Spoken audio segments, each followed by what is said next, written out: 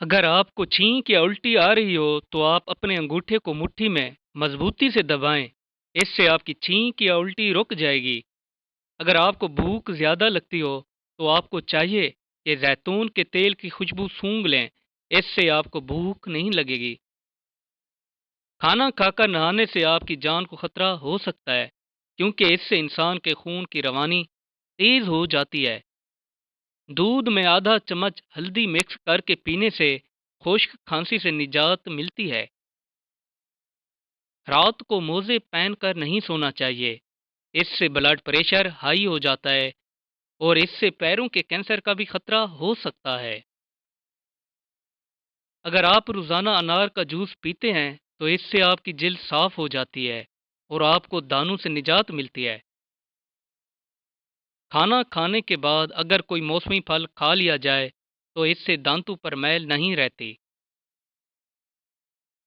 اگر آپ کو خارش ہے تو آپ کو چاہیے پیاز کا رس وہاں پر لگائیں، اس سے آپ کی خارش رک جائے گی۔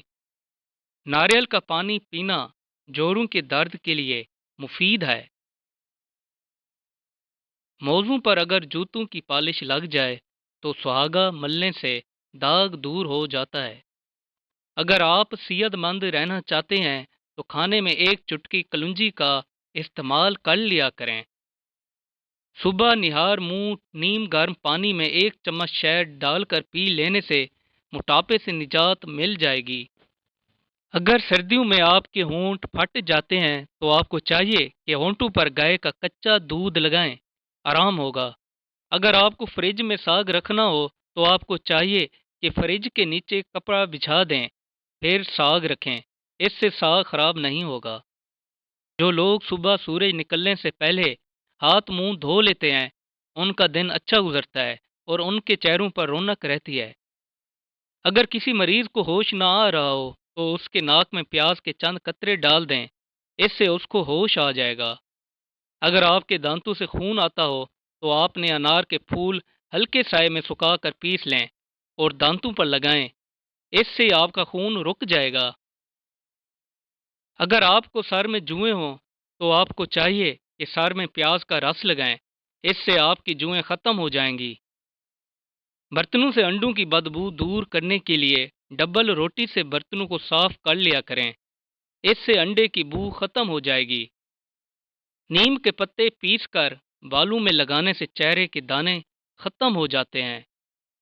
رات کے وقت چاول کھانے سے گریز کریں، اس سے نیند کم آتی ہے اور موٹاپا زیادہ ہوتا ہے۔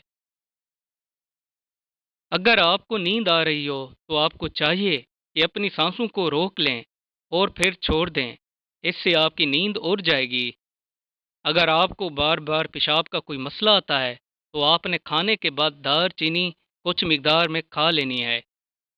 اگر آپ کو لیٹے ہوئے چکر آتے ہیں تو آپ کو چاہیے کہ اپنا ایک پاؤں زمین پر رکھ دیں، اس سے آپ کے چکر رک جائیں گے۔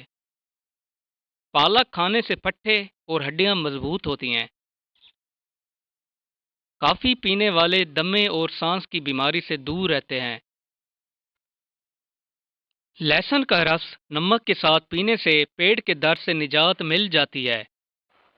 جس بندے کی یادداشت کمزور ہو اس کو چاہیے کہ کھانے میں ہلدی کا استعمال کرے، اس سے آپ کی یادداشت تیز ہوگی۔ ماش کی دال اور دہی کھانے سے بلڈ پریشر تیز ہو جاتا ہے۔